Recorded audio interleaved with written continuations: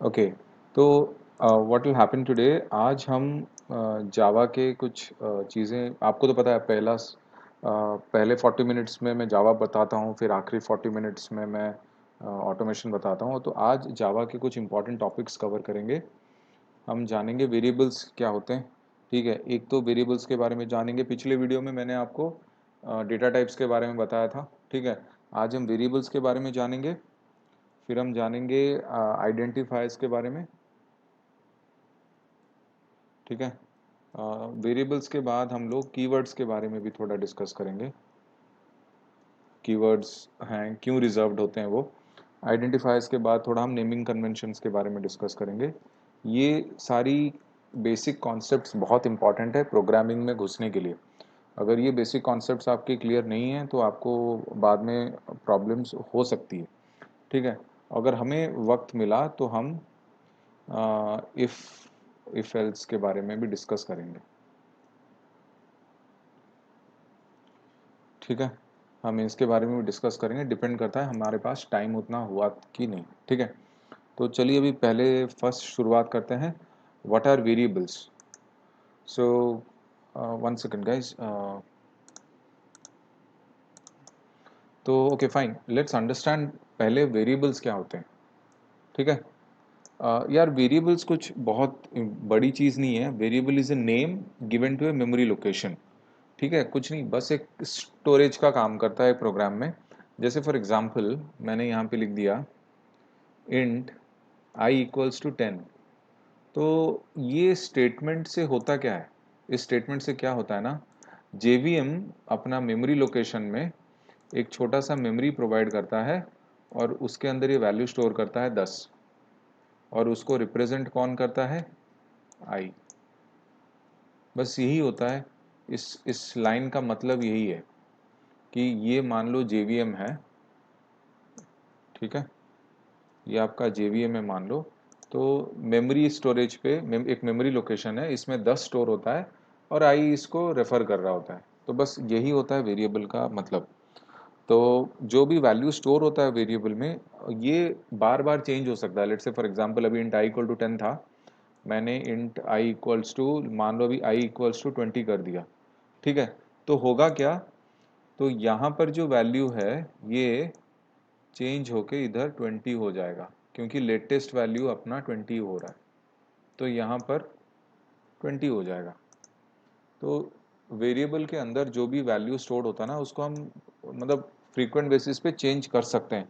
कुछ लिमिटेशंस होती हैं, वो लिमिटेशंस अभी बाद में बताऊंगा।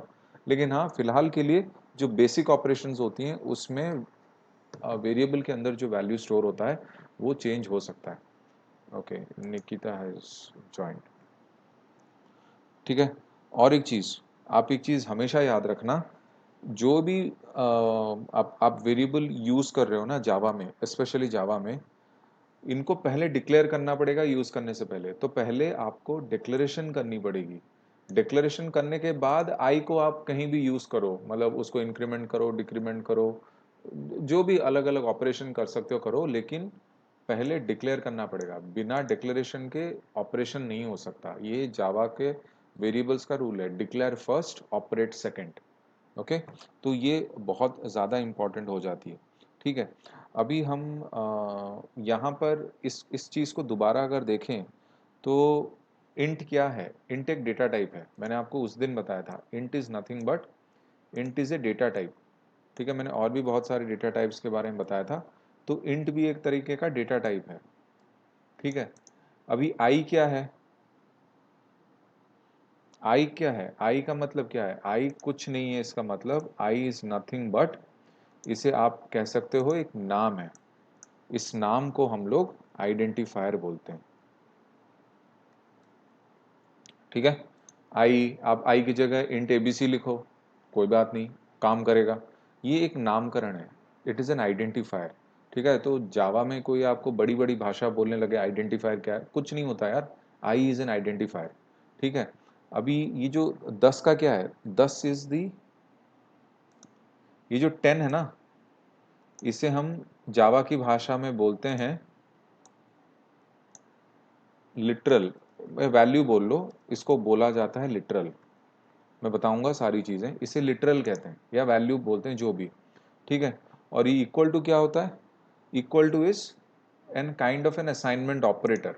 ये जो इक्वल टू है ना, इसे हम एक तरीके का असाइनमेंट ऑपरेटर कहते हैं। फिलहाल मैं ऑपरेटर लिख रहा हूँ,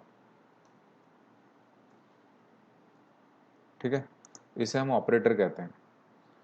तो इतना ही मैंने आपको आज बताना था फॉर वेरिएबल्स का बेसिक जो डेफिनेशन होता है, ये इतने में सीमित क्यों है, आपको ये इजीली समझ में आ जाएगा, कोई बहुत बड़ी बात नहीं है, ठीक है। और हाँ, मेन चीज़ जो मैं अभी बताना भूल गया वो ये है कि जावा में, अगर आप में से कोई बता सकता है, जावा में देर आर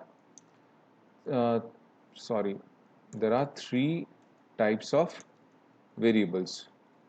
और कोई बता सकता है कौन कौन से वेरिएबल्स हैं? ओके, पहला होता है जो हम सब जानते हैं, लोकल। दूसरा होता है इंस्टेंस। तीसरा होता है स्टैटिक वेरिएबल। देखो, आपने बहुत सुना होगा ग्लोबल, ग्लोबल वेरिएबल। देखिए, ग्लोबल मैं भी यूज़ कर लेता हूँ global, but technically instance variable use करना ज़्यादा बेटर रहेगा। ग्लोबल ना ही यूज़ करो, ग्लोबल C++ में यूज़ किया जाता है। जावा में मोस्टली हम लोग इंस्टेंस वेरिएबल के नाम से इसको जानते हैं। इन इन वेरिएबल्स के अलग अलग इनके रूल्स होते हैं, इनके ऑपरेशंस के बेसिस पे कुछ रूल्स डिफाइन किए जाते हैं, तब जाके इसको आप यूज़ कर पाएंगे।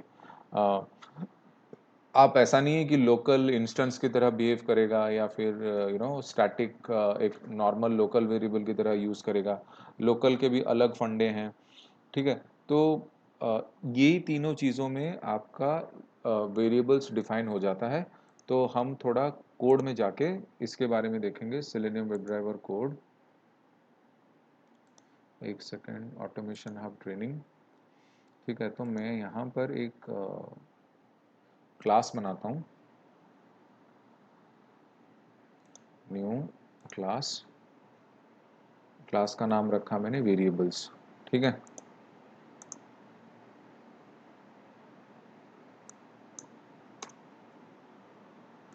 तो मैंने पहले क्या बताया, 3 तरह के वेरिएबल्स होते हैं। एक होता है आपका इंस्टेंस वेरिएबल, ठीक है। दूसरा होता है आपको लोकल वेरिएबल, तीसरा आपका स्टैटिक। ऐसा कुछ नहीं है कि ये तीनों ऐसे ही रीडेबल हों, कोई दिक्कत नहीं, बस ये 3 याद रख लो। 1 2 3 का कोई सिग्निफिकेंस नहीं है, बस ये तीनों याद रख लो, इंस्टेंस वेरिएबल, लोकल वेरिएबल और ग्लोबल वेरिएबल। अच्छा, मैं अभी एक चीज़ करता हूँ, मैं यहाँ पर एक मेथड बनाता हूँ। मेथड क्या है मैं बताऊँगा आपको बाद में। पब्लिक वॉइड मेथड 1, सपोज मैं एक मेथड यहाँ पे बना देता हूँ, ठीक है। मैंने एक सिंपल सा मेथड बना दिया, ठीक है। अब मैं क्या कर रहा हूँ, इस मेथड का बॉडी यहाँ से यहाँ तक है, ठीक है। मतलब रो नंबर 13 से इसका बॉडी स्टार्ट हुआ और रो नंबर 15 पे ख़त्म हो गया। ये एक सिंपल सा मेथड है, ठीक है। अभी मैं यहाँ पर कुछ डिक्लेयर करूँगा। For example int I equals to 10, string name equals to Rahul, for example. तो ये दोनों हैं क्या? This is nothing but this is a local variable and this is also a local variable.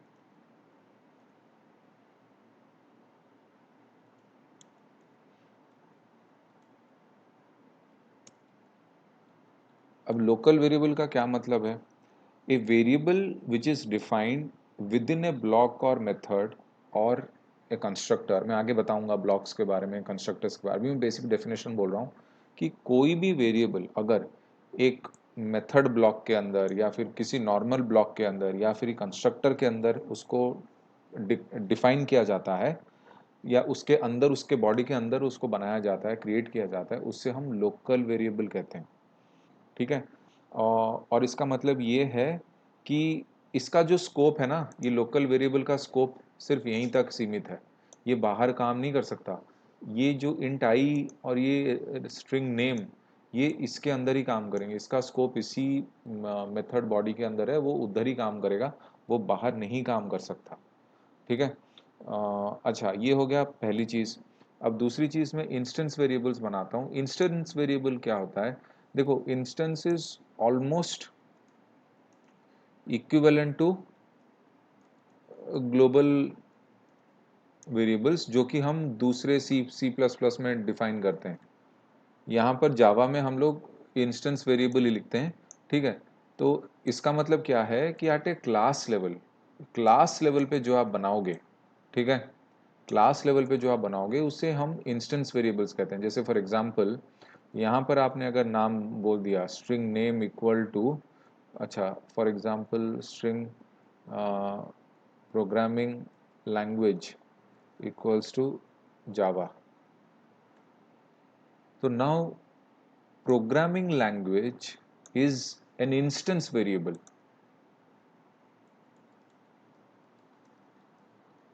This is an instance variable.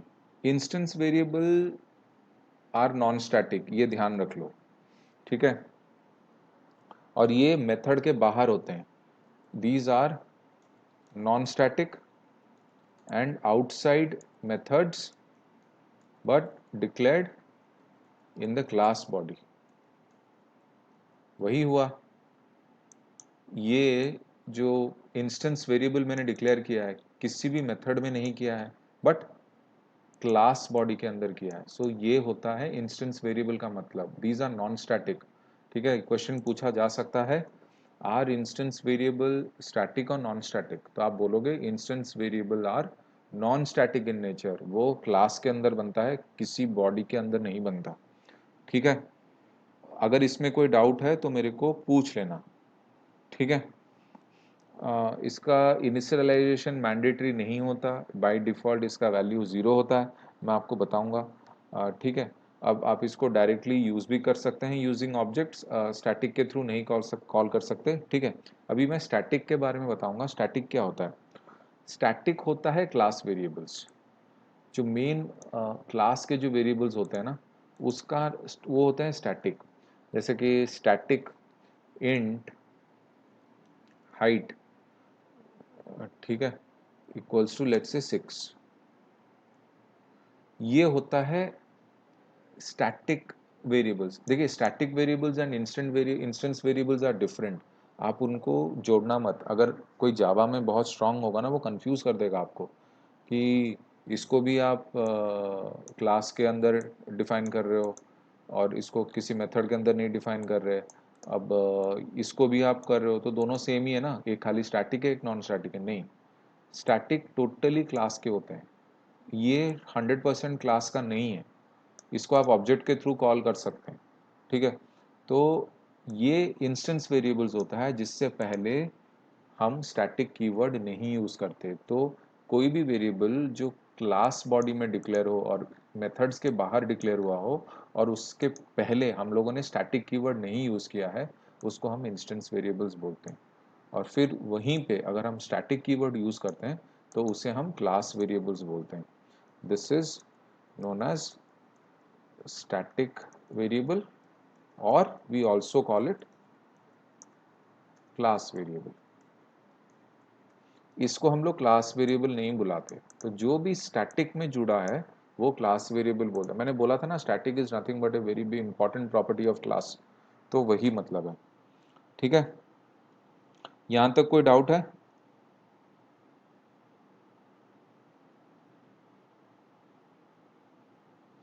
अच्छा, इसका भी initialisation कोई mandatory नहीं है, इसका डिफ़ॉल्ट वैल्यू भी 0 होता ही है, इतना तो आपको पता होगा ही। नहीं पता है तो आप इसको आराम से पढ़ भी सकते हैं। तो बस यही तीनों चीज़ें होती हैं। आप इनका इसका स्कोप, इन इन दोनों का scope all over the body है, ठीक है। इसका स्कोप सिर्फ यहीं पर ही सीमित है।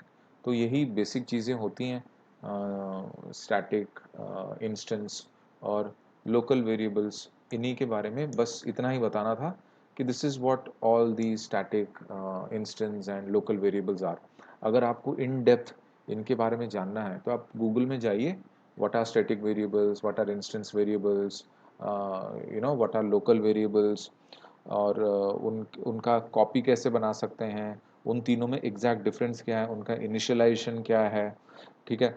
तो कंपाइलर कैसे उनको बुलाता है, कंपाइलर कैसे उसको आगे पीछे कर सकता है, तो बहुत सारी चीज़ें हैं। मैं ये आपकी जो डाउट्स हैं ना ये और क्लियर होंगी जब हम स्टैटिक और नॉन स्टैटिक के बारे में डिटेल में पढ़ेंगे ना, तो आपका डाउट्स इनके तरफ और इम्प्रूव हो जाएगा। तो फिलहाल के लिए मैं इतना नहीं बता रहा हूँ। तो जब हम धीरे धीरे आगे बढ़ेंगे ना जावा में, तो आपको ये डाउट्स और क्लियर होते जाएंगे। ठीक है। अच्छा, अभी और एक चीज़ मैंने यहाँ पर एक बात बोली थी यहाँ पे, आइडेंटिफायर, नामकरण। ठीक है। So identifiers in Java are also very important. तो आइडेंटिफायर के कुछ रूल्स एंड रेगुलेशंस होते हैं, वो रूल्स आपको याद रखने पड़ेंगे। ठीक है। मान लो हम जनरली यूज करते हैं इंट आई इक्वल टू 10। ठीक है। इसका मतलब ये थोड़े है कि int a b c d equal to 10 काम नहीं करेगा, बिल्कुल करेगा। ठीक है। जैसे मैं यहाँ पे चला जाए, इसको सेव करके बंद कर देता हूँ। ठीक है। मैं यहाँ पे और एक क्लास बनाता हूँ, न्यू क्लास आइडेंटिफायर्स। ठीक है। मैं यहाँ पे कुछ लिखता हूँ, इंट आई इक्वल्स टू 10। ठीक है। अब आप int a b c d e equals to 100 लिखोगे तो क्या एरर देगा? बिल्कुल नहीं एरर देगा भाई।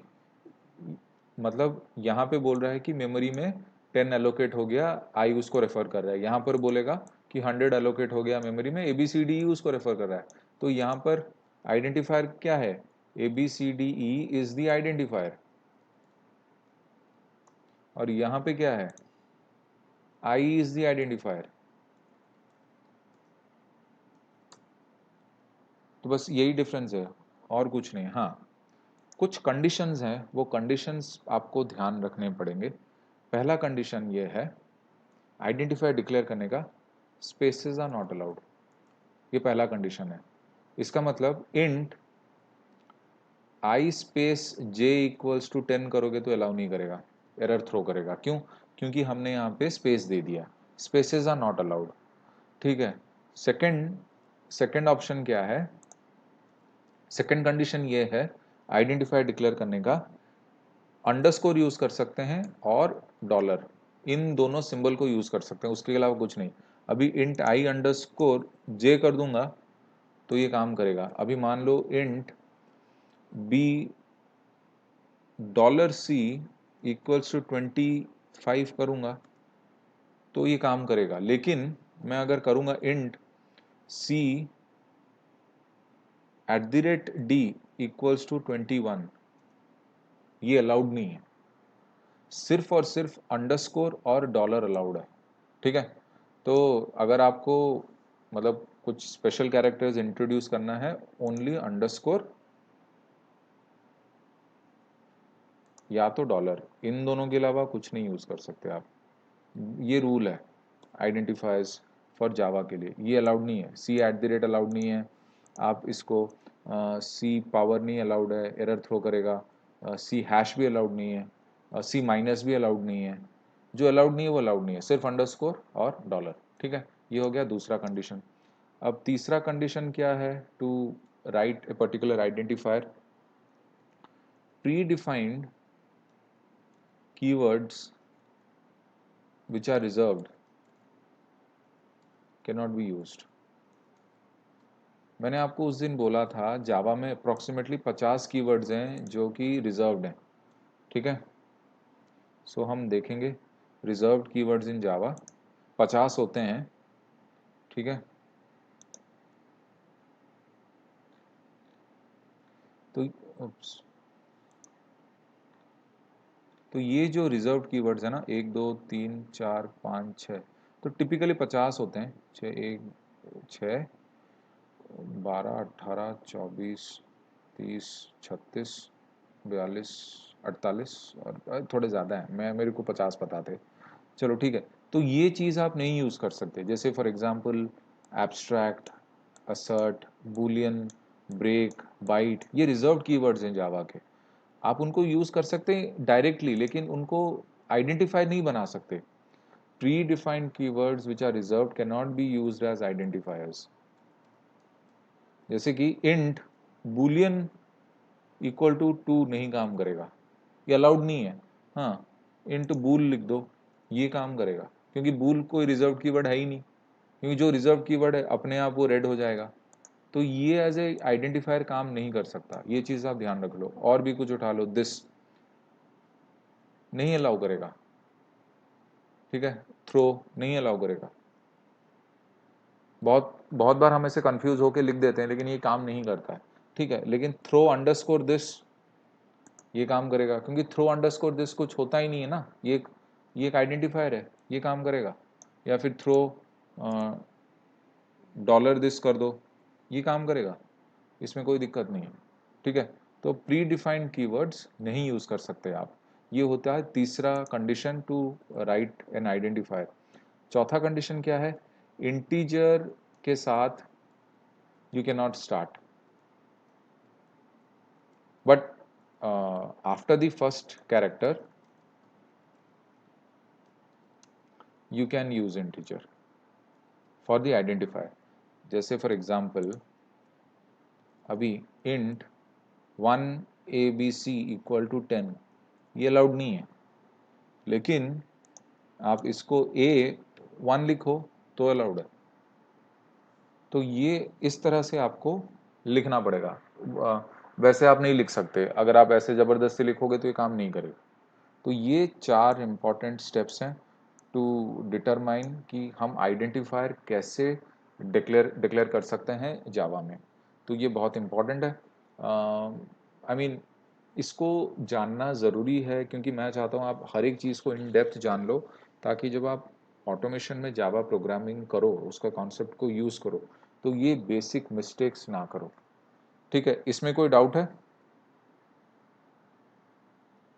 गाइज? इसमें कोई डाउट है? ओके ओके, अभी नेक्स्ट मैं बताऊंगा नेमिंग कन्वेंशंस।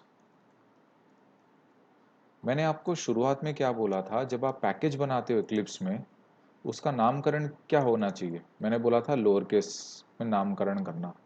मेरे अगर इक्लिप्स ओपन करोगे, मैंने इस प्रोजेक्ट में कितने पैकेजेस बना रखे हैं आप देखो, इतने सारे पैकेजेस मैंने बना रखे हैं, और आप कहीं पर भी नहीं देखोगे मैंने कैपिटल से स्टार्ट किया हो। मैंने इतने सारे, हाँ बाद में कैपिटल बना सकता हूँ, दैट इज ओके, बट जो पहला वर्ड है ना, पहला कैरेक्टर है, वो हमेशा स्मॉल रखा था मैंने। ये मैंने आपको बताया था। ठीक है, फिर दूसरा क्या बताया था, जब एक क्लास बनाते हैं इक्लिप्स में, तो वो किससे स्टार्ट होगा? वो अपर केस से स्टार्ट होगा। और क्लास में भी आप यूज कर सकते हो अंडरस्कोर का, बेसिकली अंडरस्कोर यूज करते हैं, डॉलर भी नहीं यूज करते। अंडरस्कोर सबसे ज़्यादा पॉपुलर है। अगर बड़ा सा क्लास है, उसको छोटा करना चाहते हो, या फिर कोई सिग्निफिकेंट नेमिंग कन्वेंशन एक क्लास का करना चाहते हो, तो आपको अंडरस्कोर बेटर यूज करो, नहीं तो सिंगल वर्ड रखो तो भी कोई दिक्कत नहीं है। ठीक है, फिर आता है, अगर हम वेरिएबल्स, जो अभी हमने सीखा वेरिएबल्स कैसे हम डिक्लेयर करें, वेरिएबल्स को भी हम लोअर केस में डिफाइन कर सकते हैं। ठीक है, जैसे फॉर एग्जांपल हमने लिख दिया आई, ठीक है, ए बी सी, ठीक है, आई अंडरस्कोर ए बी सी, या फिर J dollar R A, anything. But पूरी कोशिश करना कि सारे के सारे लोअर केस में रहें तो बेटर है। इनमें अपर केस ठूसने का कोई मतलब नहीं है, तो मत ही करना। चौथा, याद रख लो, जब हम पढ़ेंगे तो मेथड्स को भी starting character should be lower case. ठीक है, जैसे फॉर एग्जाम्पल, एक सेकंड मैं इधर ही लिख देता हूँ।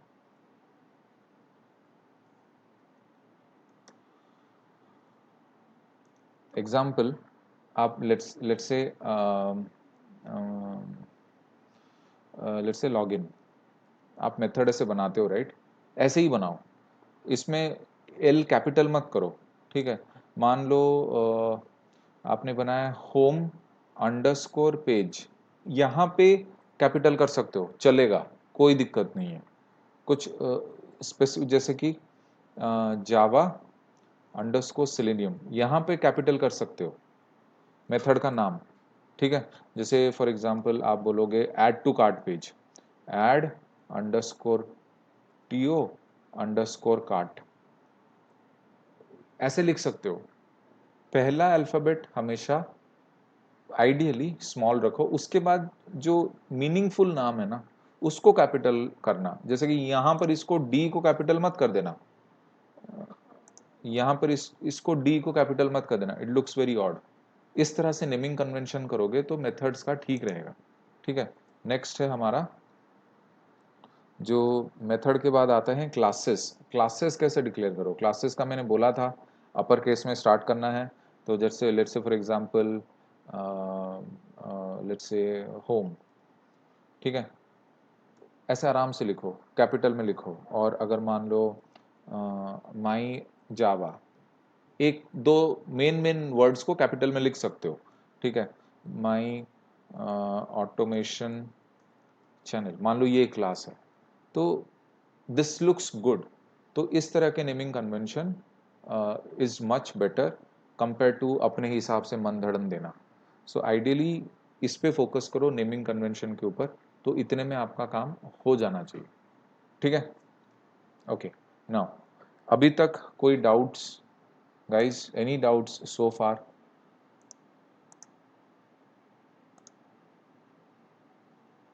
अक्षय, निकिता, सुमन, कोई डाउट्स नेमिंग कन्वेंशन के तहत? Okay, okay, cool. अच्छा, मैं आपको और एक टॉपिक बताऊंगा जिसका नाम है ऑपरेटर्स। ऑपरेटर्स पता है ना क्या होते हैं? कोई आइडिया ऑपरेटर्स क्या होते हैं, कैसे उनको यूज़ करना चाहिए, क्या करते हैं ऑपरेटर्स के through? Any idea? Very good. तो कितने तरह के ऑपरेटर्स होते हैं हमारे जावा में?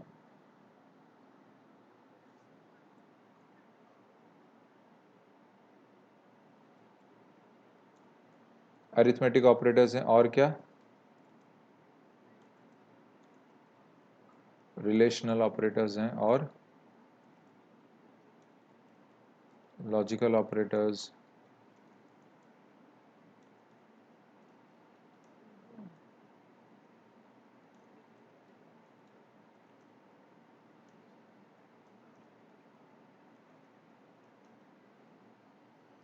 तो बेसिकली इतने ही ऑपरेटर्स होते हैं, ठीक है। इसी में ही अपना सारा काम हो जाता है, ठीक है।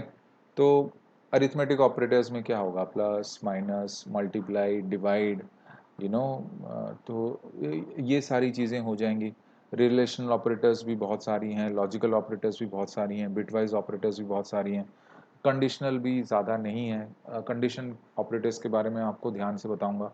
देखो, अभी ये बेसिक बेसिक चीज़ें मैं अगर वीडियोस में बताता रहूं, हमारे पास वैसे भी टाइम की किल्लत है, तो मैं आपको क्या काम करूंगा, मैं इसको आपको होमवर्क की तरह दे देता हूँ। तो ये क्या काम करना, अगर आप इसको गूगल में पढ़ लेना ये ऑपरेटर्स के बारे में। अगर आपको फिर भी कोई डाउट है तो मुझसे ज़रूर पूछ लेना, मैं इसके बारे में 10-15 मिनट आपको बाद में बता दूंगा। लेकिन अभी इस पे टाइम वेस्ट करने का मतलब नहीं है, क्योंकि देखो ये तो बेसिक सिंपल ऑपरेशंस होती हैं, नाम से ही पता चल जाता है कि क्या होता है, ठीक है। अगर आपको फिर भी चाहिए तो मैं बता दूंगा। मैं चाहता हूँ ये आप होमवर्क कर लो, बहुत आसान है, कोई दिक्कत नहीं होनी चाहिए, ठीक है। अभी मैं आपको इसमें से दो बहुत ही इम्पॉर्टेंट ऑपरेटर्स के बारे में आज डिस्कस करूंगा, ठीक है। और उस ऑपरेटर के नाम है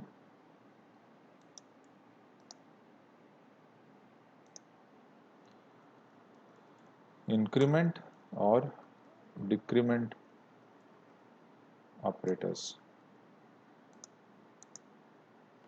ठीक है। इंक्रीमेंट और डिक्रीमेंट ऑपरेटर्स कितने तरह के होते हैं? टेक्निकली ये चार तरीके के होते हैं, 4 types. What are those 4 types? पहले होता है pre increment, sorry, pre increment operators, ठीक है। दूसरा होता है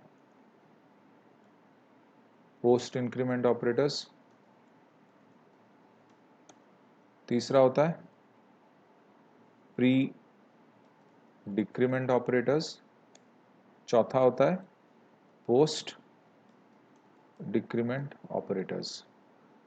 हमारे पास ये चारों चीज़ें होती हैं। अब प्री इंक्रीमेंट क्या होता है?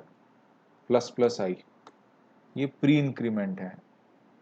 वेरिएबल से पहले जो इंक्रीमेंट हो वो प्री इंक्रीमेंट होता है। पोस्ट इंक्रीमेंट क्या होगा? आई प्लस प्लस। प्री डिक्रीमेंट क्या होगा? माइनस माइनस आई। पोस्ट डिक्रीमेंट आई माइनस माइनस। तो ये होते हैं प्री इंक्रीमेंट और प्री डिक्रीमेंट ऑपरेटर्स। ये हम लोग इंजीनियरिंग टाइम से ही, स्कूल टाइम से ही इसमें गलतियां करते आ रहे हैं। जैसे फॉर एग्जांपल मैं अभी यहाँ पे लिखूं इंट आई इक्वल्स टू 10, ठीक है।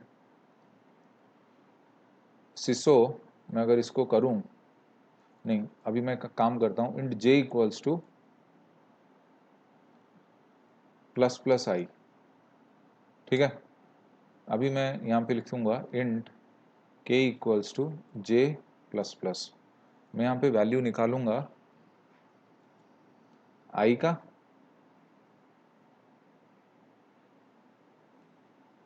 ठीक है, और मैं यहाँ पे वैल्यू निकालूंगा जे का, और मैं यहाँ पे वैल्यू निकालूंगा के का। तो आप में से कोई बिना कोड करके बता सकता है इसकी वैल्यू क्या होगी, आई की वैल्यू क्या आएगी और जे की वैल्यू क्या आएगी और के की वैल्यू क्या आएगी?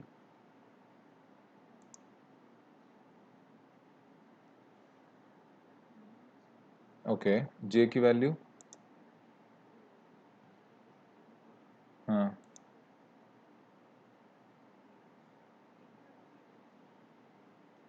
हम इसको एग्जीक्यूट,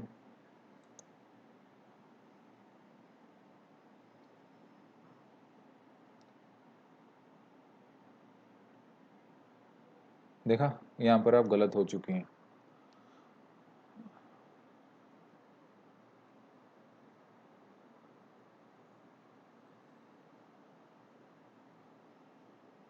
ओके, सो ये जो कॉन्सेप्ट है हम लोग गलती क्यों करते हैं, ठीक है। देखते ही देखते गलत हो गया ना, ये 12 है, मैं आपको बताऊंगा ये 12 क्यों है, ठीक है। उससे पहले मैं आपको और एक बड़ी गलती करवाना चाहता हूँ। बड़ी गलती ये है, हाँ वही बताऊंगा मैं, वही बताऊंगा। मैं चाहता हूँ आप एक छोटा सा आइटम करो अभी। आइटम ये है, मैंने आई की वैल्यू को अभी 10 दिया, ठीक है, बाकी सारी चीज़ें मैंने डिलीट कर दी, भूल जाओ, आई की वैल्यू 10 दी है, ठीक है। अभी मैं इंट जे इक्वल टू ऐसे कर रहा हूँ, I plus plus plus plus plus I plus plus plus plus plus I. अभी मैं अगर सिसो करूँ आई की वैल्यू क्या है, और अगर मैं अभी सिसो करूँ जे की वैल्यू क्या है, तो आप मुझे ये पहले ये बताओ, फिर मैं बताऊंगा कैसे। इसको कोई बता सकता है बिना आउटपुट रन किए कोड में? मैं बताता हूँ, मैं करता हूँ, अब मैं अपने वैल्यूज देता हूँ, ठीक है। ये मैं कर रहा हूँ, मैं आप लोगों से संपर्क नहीं कर रहा हूँ इस चीज़ में, ठीक है। मैं अपना अपना पेन और पेपर में कर रहा हूँ, ना ही मैं कोड एग्जीक्यूट कर रहा हूँ ना कुछ, ना ही मैं इधर लिख रहा हूँ, ठीक है। मेरा जे आई इक्वल टू 10 था, ठीक है। जे मेरा स्टार्ट हुआ आई प्लस प्लस पे, फिर plus plus plus plus I plus plus plus plus plus आई, ठीक है। जे आई की लेटेस्ट वैल्यू मेरी यहाँ पे 10 थी, तो यहाँ पर आई जे ने इसको इक्वेट कर लिया, तो जे इक्वल टू यहाँ पे 10 हो गई, बट आई की वैल्यू यहाँ पे बन गई 11, ठीक है। प्लस जे की वैल्यू इधर आई 11 थी, तो जे की वैल्यू इधर 12 हो गई और आई भी इधर 12 हो गई, ठीक है। अभी आई की वैल्यू इधर 12 उसको मिल गई, तो 12 हो गई, और आई इधर 13 हो गई, प्लस इधर जे की वैल्यू 14 हो गई, और आई इधर 13 थी, आई 13 के साथ 14 हो गई, तो 14 12 26 36 48, मेरे को ये वैल्यू मिला है 48 14। देखते हैं, मैं भी हो सकता है गलत हूँ, ओके। मैं गलत नहीं हूँ, मेरा 48 14 बोला ना मैंने, मेरे 48 14 आए। कितनों आप दो, आपके 48 और 14 आए क्या? हेलो,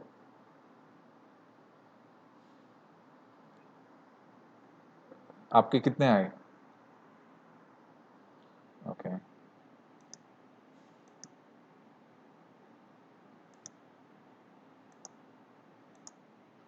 हाँ निकी, तो आपके कितने आए? ओके। तो आपके आई का वैल्यू मेरा आया 14 जो सही था, और यहाँ पे मेरा, मैंने पेन एंड पेपर में किया, मेरा 48 आया। तो आपका 50 क्यों आया और मेरा सही क्यों, आपका गलत क्यों आया?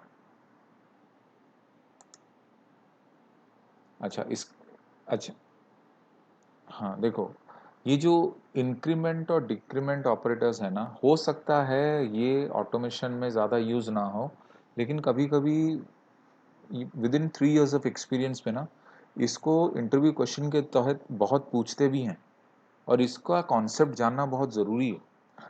मैं आपको एक बहुत ही सिंपल भाषा में इसका कॉन्सेप्ट बता दूंगा, बहुत ही ईजी है, कोई टेंशन वाली बात नहीं है। मैं आपको एक एक चीज़ बताऊंगा। उप सॉरी, मैं स्क्रीन शेयर नहीं कर रहा हूँ। Okay, screen share.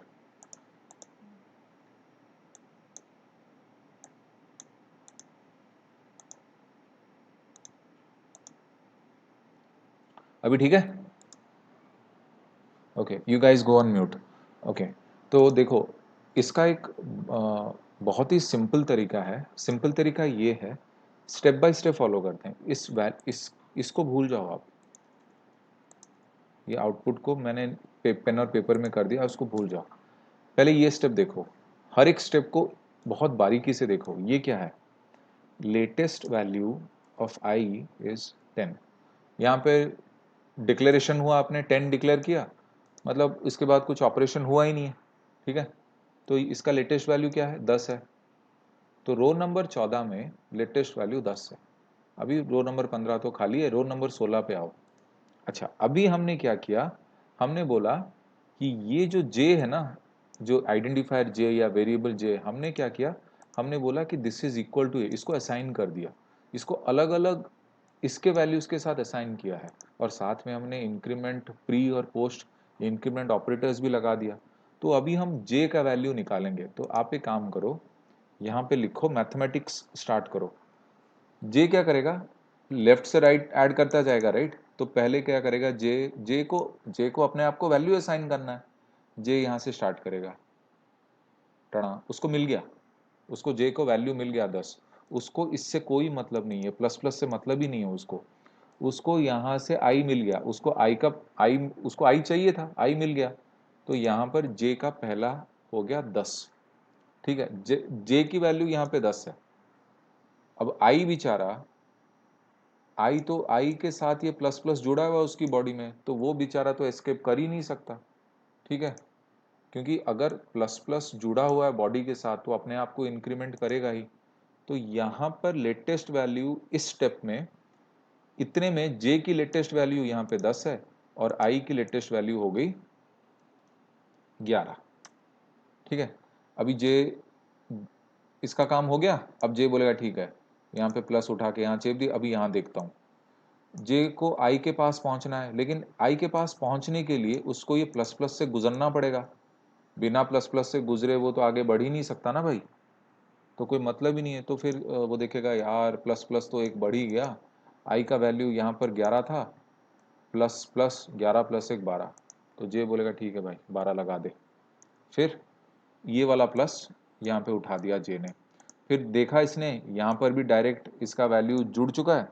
तो वो क्या करेगा, ठीक है भाई मेरे को तो, और यहाँ पे आई का वैल्यू दोबारा बढ़ जाएगा, क्योंकि आई तो खुद अपने साथ बॉडी के साथ जुड़ा हुआ है ना, वो छोड़ नहीं सकता। आई अपने आप यहाँ पे 12 हो गया। ठीक है, अब जे बोलेगा ठीक है, मैं यहाँ पे, जे को यहाँ पे मिल गया, उसको प्लस प्लस की भी जरूरत नहीं है, उसको आई चाहिए, आई मिल गया। ठीक है, आई का लेटेस्ट वैल्यू क्या था, 12। तो जे भी इधर हो गया 12। अभी जे बोला ठीक है, ये प्लस उठा के यहाँ चेप दो। अभी जे बोलेगा यार, तो आई आई यहाँ पे कितना हो गया, आई अपने आप फिर से बॉडी के साथ अटैच हो गया, आई को जाने का फुर्सत नहीं है, आई बन गया 13। ठीक है, तो अभी जे बोलेगा यार यहाँ पे आई 13 है, और ये प्लस प्लस 13 प्लस 1 14। तो ये वैल्यू होगी 48, और आई यहाँ पर दोबारा अपने आप बढ़ गई, ये हो गया 14। ठीक है, एग्जीक्यूट करो।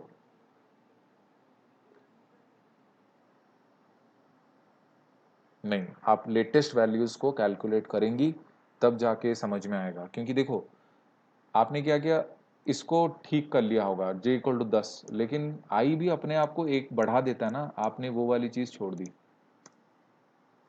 हाँ, तो i भी अपने आप जो i का क्या,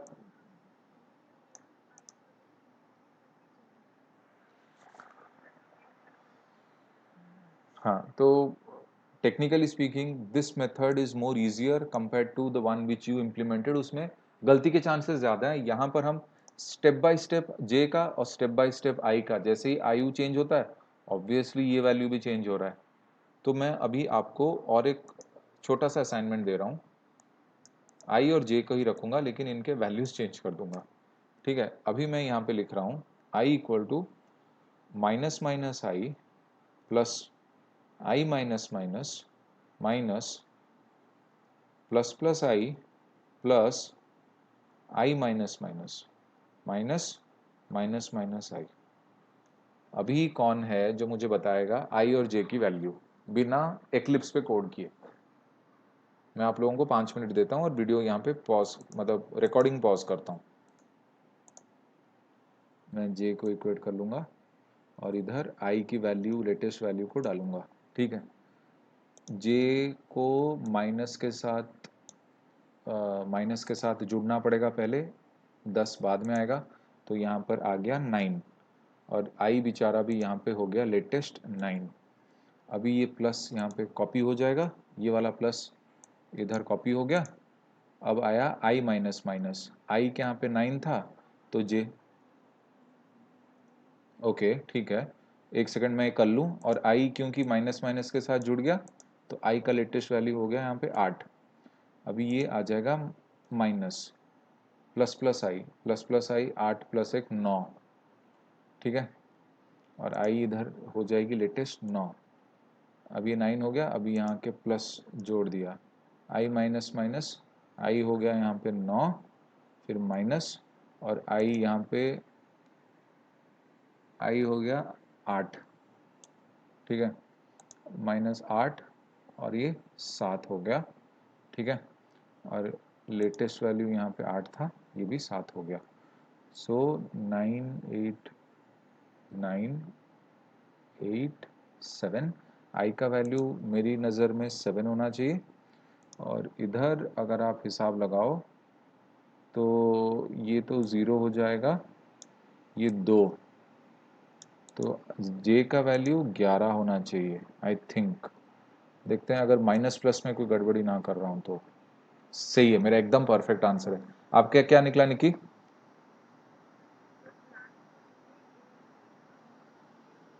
क्यों क्यों क्यों? यहाँ पे 7 होगा ना, आई अपने आप को छोड़ के से देगा, अपने बॉडी के साथ जुड़ा हुआ है। ठीक है, ये ये बचपन से हम लोग गलत करते आ रहे हैं, आगे से गलत नहीं होना चाहिए। ठीक है, अभी समझ में आ गया मैंने जो टिक ट्रिक बताया कितना सिंपल है।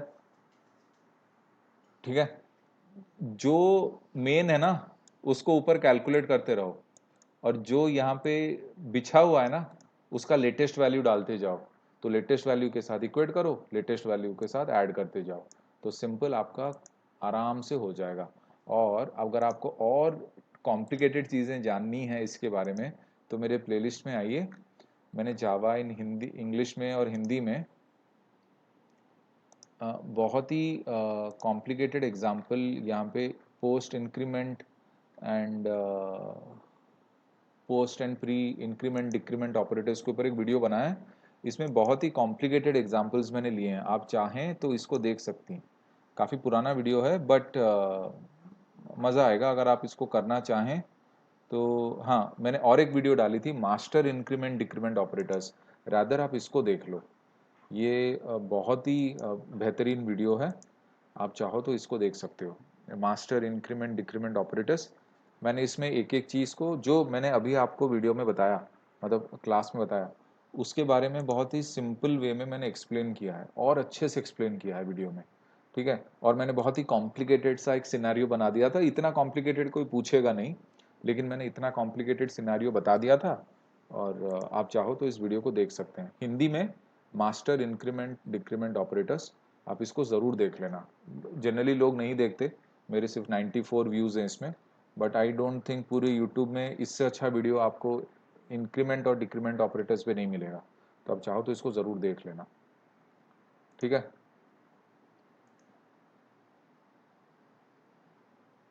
ओके, अभी हम और एक चीज़ सीखेंगे, ठीक है। मैं और एक वो बता देता हूँ।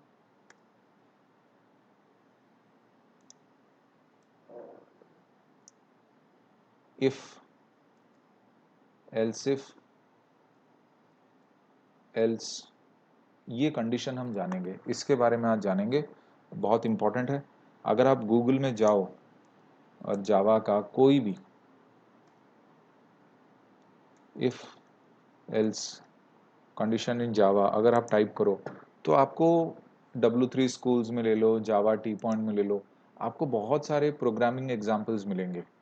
इफ़ स्टेटमेंट क्या होता है, इफ़ एल्स इफ लैडर क्या होता है, नेस्टेड इफ़ क्या होता है, ये बहुत ही सिंपल है। लेकिन अगर आप इसका ये देखोगे, ठीक है, इसका जो पर्टिकुलर फ्लो चार्ट दिया है ये बहुत सिंपल है, बस कंडीशन के ऊपर ही बातचीत है, मल्टीपल कंडीशन के ऊपर बातचीत है, ठीक है। तो मैं इसको बहुत ही सिंपल तरीके से आपको बता दूंगा, ठीक है। चलिए इसको डायरेक्टली प्रोग्रामिंग में ही कोड करते हैं। आप चाहो तो इसको यहाँ से देख सकते हो, मतलब सॉरी, आप चाहो तो आप यहाँ से एग्जाम्पल्स उठा सकते हो, कोई दिक्कत नहीं, आपके ऊपर है। सो इफ़ एल्स सबके बारे में बहुत सारी चीज़ें हैं। तो मैं डायरेक्टली कंडीशनल ऑपरेटर्स के बारे में डिस्कस करता हूँ। न्यू क्लास, एल्स नहीं, मैं इफ़ अंडरस्कोर एल्स कंडीशन, ठीक है। इसके बारे में आपको बहुत सिंपल बताऊंगा और ये हमारा बहुत यूज़फुल भी होगा। मैं ऑटोमेशन आज सेकंड सेकंड पार्ट भी ऑटोमेशन पे जा रहा है, कोई नहीं, सॉरी जावा पे जा रहा है।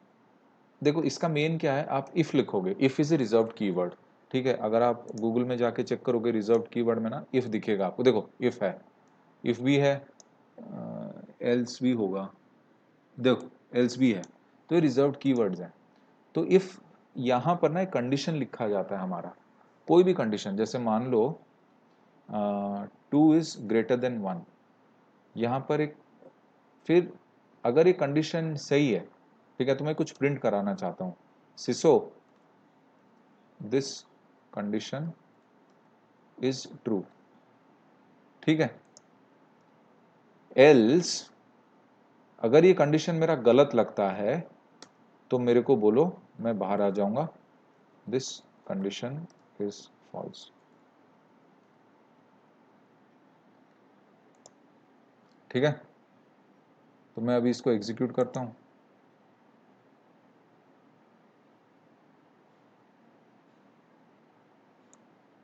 ये कंडीशन ट्रू है। अगर ये कंडीशन फॉल्स होता, 2 इज लेस देन 1, ये फॉल्स कंडीशन है, तो आउटपुट क्या प्रिंट करेगा, दिस कंडीशन इज फॉल्स। क्यों?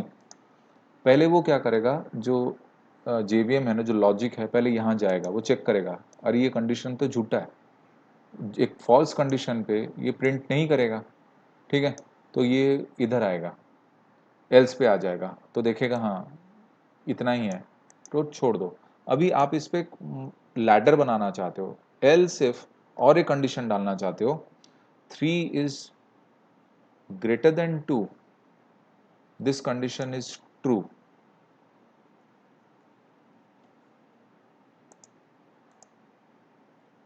Else this condition is false.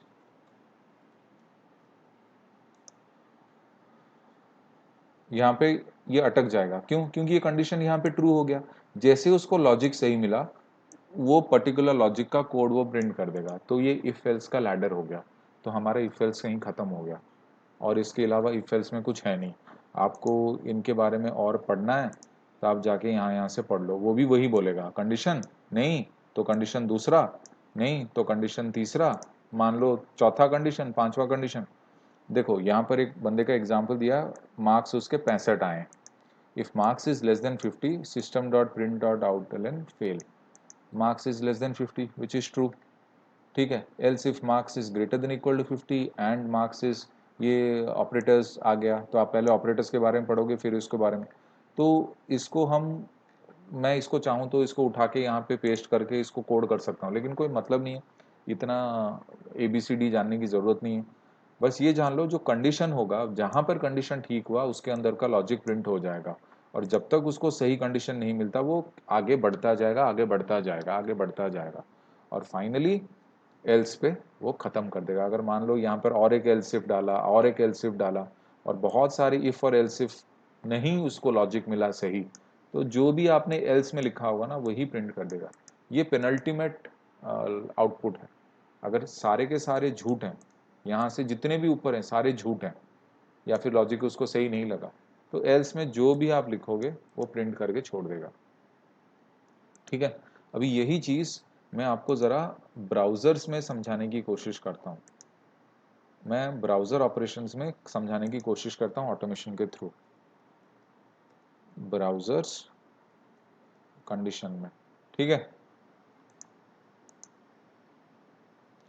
फिर आप यहाँ पे क्या डिक्लेयर कर दो, आप यहाँ पे डिक्लेयर कर दो इसके अंदर स्ट्रिंग ब्राउज़र इक्वल टू मान लो क्रोम। ठीक है, तो आप यहाँ पे इफ लगाओ, if browser dot equals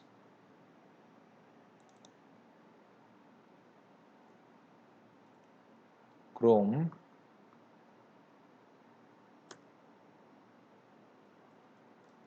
web driver manager dot Chrome driver dot setup. ठीक है, एल्स, और यहाँ पे आप लिख दो ड्राइवर डॉट गेट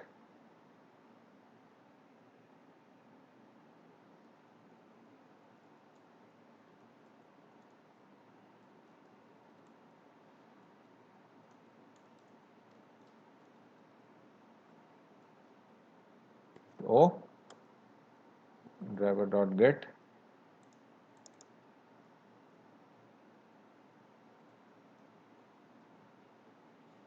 ठीक है, else if browser dot equals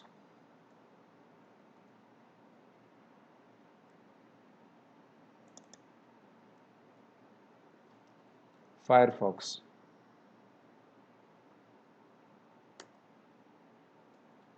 web driver manager dot Firefox driver dot setup. ठीक है, फिर आप चाहो तो इस ड्राइवर को यूज़ कर सकते हो, driver equals to new Firefox driver.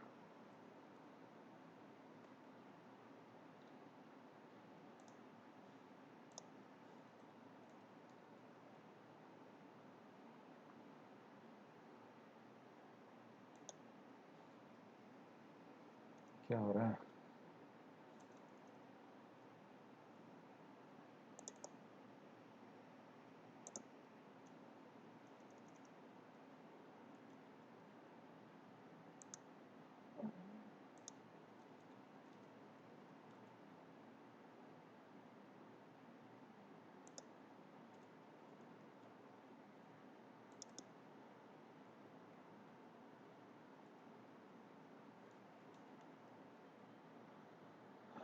आपके ऊपर है।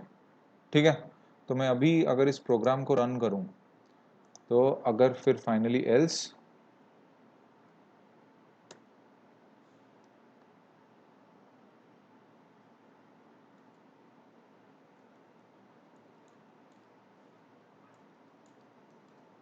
ऐसे ही कुछ भी लिख दे रहा हूँ। ठीक है, मैं अगर यहाँ पे इसको एग्जीक्यूट करूँ तो ये क्रोम ड्राइवर ओपन करेगा और amazon.in ओपन करेगा। क्यों? क्योंकि यहाँ पर ये जो कंडीशन है ना, if browser dot equals Chrome, ये कंडीशन इसका सही है, ये ट्रू कंडीशन है। क्योंकि ट्रू कंडीशन है, लॉजिक यहाँ पे प्रिंट करेगा। ठीक है, तो ये लॉजिक एग्जीक्यूट होगा और आपका क्रोम ब्राउजर स्टार्ट हो जाएगा। तो इस तरीके से आप मल्टीपल ब्राउज़र टेस्टिंग भी कर सकते हो आपके कोड लॉजिक में। और ये कोड लॉजिक हमारा ऑटोमेशन फ्रेमवर्क में बहुत यूज होता है जब हम मल्टीपल ब्राउजर्स के लिए काम कर रहे होते हैं। ठीक है, मल्टीपल ब्राउजर टेस्टिंग भी हमारी हो जाती है। आप चाहो तो एक अलग अलग चीज़ें एक जगह खोल सकते हो और ऐसे कंडीशन डाल के दूसरा कोड इसमें भी टाइप कर सकते हो। ठीक है, जैसे फॉर एग्जांपल देखो ये खुल गया। फॉर एग्जांपल मैं आपको एक कोड दिखाऊंगा।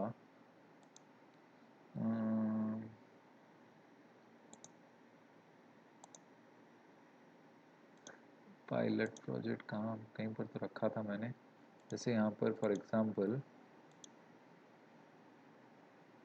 नहीं, ये तो मुझे डिलीट कर देना चाहिए था।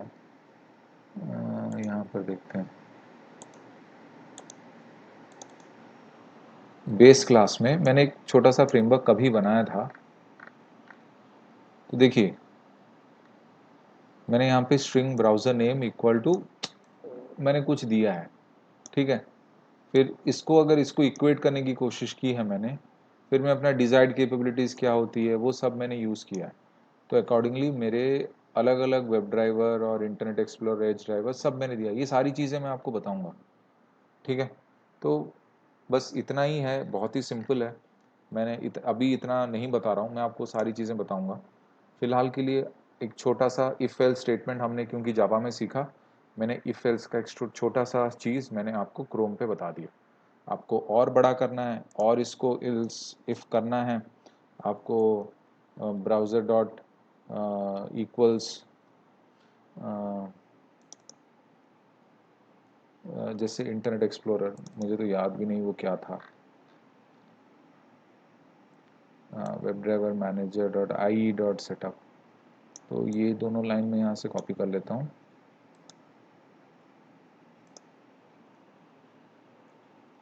इंटरनेट एक्सप्लोरर मान लो मैंने दे दिया। ठीक है,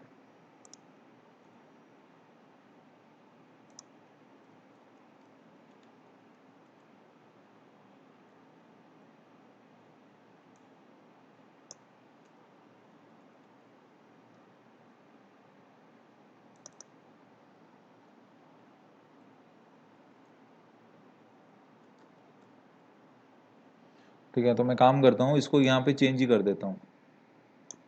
मुझे नहीं पता कि मेरा इंटरनेट एक्सप्लोरर है कि नहीं, मैंने आज तक कभी ओपन भी नहीं किया इसको। देखते हैं काम करता है कि नहीं। शायद मेरे में इंटरनेट एक्सप्लोरर ना हो, नहीं होगा तो आउटपुट में कुछ एरर थ्रो करेगा। अगर इंटरनेट एक्सप्लोरर होगा तो कैसे नहीं तैसे वो ओपन करने की कोशिश करेगा।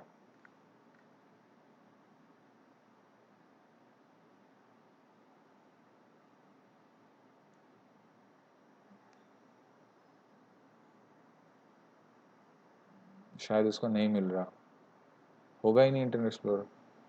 शायद है, मुझे पता भी नहीं है कि नहीं है।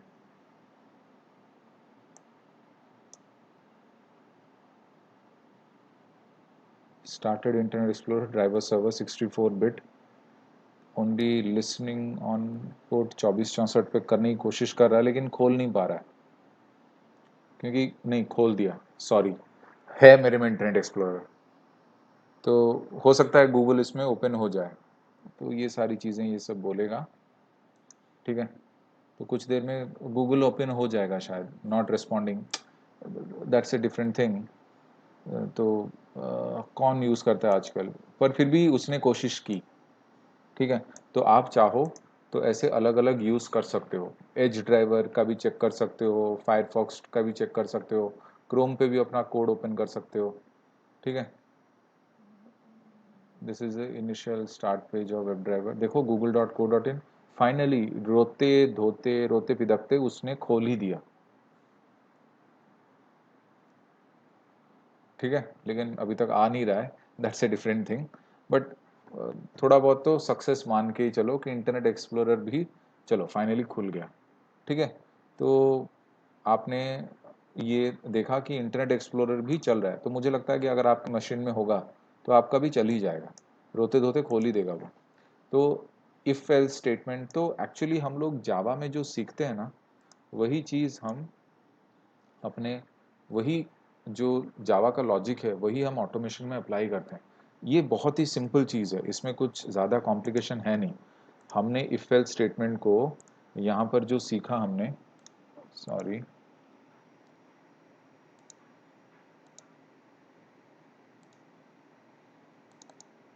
हमने जो इफ एल्स कंडीशन को सीखा हमने यहाँ पे ऑटोमेशन में अप्लाई किया। ये कंडीशन है, मैंने पहले एक डिक्लेरेशन कर दी, उसको कंडीशन बनाने की कोशिश की, फिर उसका लॉजिक देखा।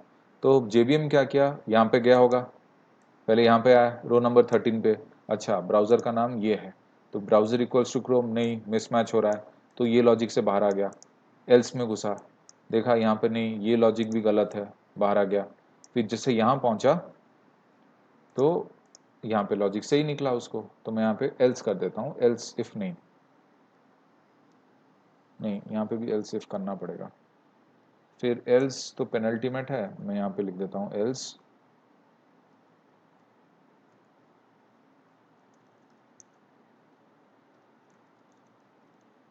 ऐसे ही कुछ लिख दूंगा। ठीक है, मान लो यहाँ पर इंटरनेट एक्सप्लोरर है, मैं यहाँ पे एक्सप्लोरर का ई आर हटा दूं, तो अभी मेरा आउटपुट आएगा none of the browsers are working. देखा, फटाक से आउटपुट आ गया। तो जेवीएम बहुत फास्ट काम करता है, जावा बहुत फास्ट काम करता है, सेलेनियम टाइम लेता है। जावा का कोई स्लोनेस नहीं है। देखो मैंने यहाँ पे एक्सप्लो ई आर हटा दिया और यहाँ पे आर है, तो मिसमैच हो गया, तो तुरंत उसने ये आउटपुट दे दिया। अगर मैं यहाँ पे आर कर दूं तो बहुत टाइम लेगा, क्योंकि सेलेनियम एक थर्ड पार्टी सुइट है जो जावा उसके साथ जाके अलग अलग, मैं आपको सेलेनियम का आर्किटेक्चर एक दिन पढ़ाऊंगा, तो वो स्लोनेस क्यों होती है, इतना टाइम क्यों लेता है। लेकिन यहाँ पे जावा का डायरेक्ट लॉजिक लग गया, तो आउटपुट आराम से निकल गया। बस आज इस वीडियो में इतना ही, और नेक्स्ट हमारा क्लास कल होगा दोपहर को 2 बजे। ठीक है।